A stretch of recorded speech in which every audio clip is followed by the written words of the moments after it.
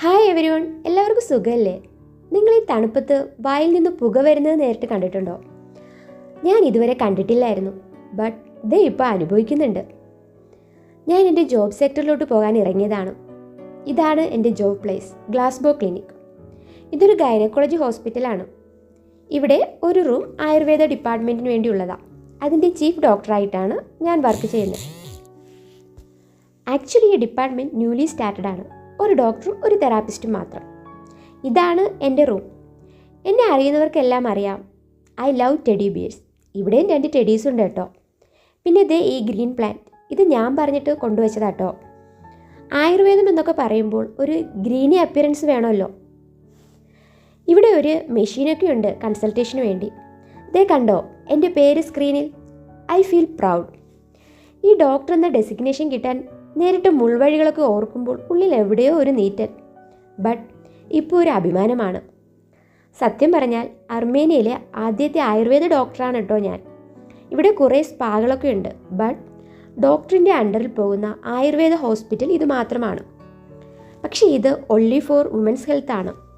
PCOD, endometriosis, periods problem തുടങ്ങി എല്ലാ സ്ത്രീരോഗങ്ങളും എൻ്റെ അടുത്ത് എത്തുന്നുണ്ട്. ഗൈനക്കോളജിയിൽ പോസ്റ്റ് ഗ്രാജുവേഷൻ എടുക്കാനായിരുന്നു എൻ്റെ ആഗ്രഹം.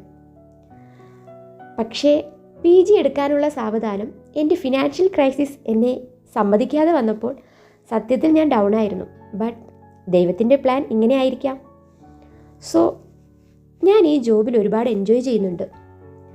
ഇവിടെ ക്രിസ്മസ് ഒക്കെ ആയിട്ട് കുഞ്ഞു പുൽക്കൂടൊക്കെ സെറ്റാക്കിയിട്ടുണ്ട്. ക്രിസ്മസ് ഫ്രണ്ടിനെയും തിരഞ്ഞെടുത്തിട്ടുണ്ട്.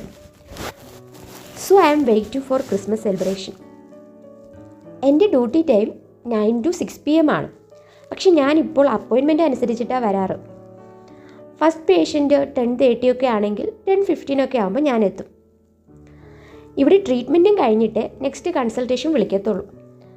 സാധാരണ ആയുർവേദത്തിൽ കൺസൾട്ടേഷൻ ഒരു അരമണിക്കൂറും ട്രീറ്റ്മെൻറ്റ് 1 hour ആണ് ഉണ്ടാവുക. സോ 1.5 മണിക്കൂറാണ് ഒരു പേഷ്യൻറ്റിൻ്റെ സമയം. അതുകൊണ്ട് തന്നെ ഒരു ദിവസം കുറഞ്ഞത് 3 അല്ലെങ്കിൽ 4 പേഷ്യൻ്റൊക്കെ ആയിരിക്കും എൻ്റെ അടുത്ത് എത്താറ്.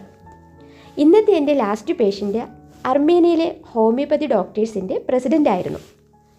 ആൾക്ക് മസാജൊന്നും വേണ്ടായിരുന്നു. സോ കൺസൾട്ടേഷനൊക്കെ കഴിഞ്ഞിറങ്ങിയപ്പോൾ എല്ലാവരും പോയിട്ടുണ്ടായിരുന്നു.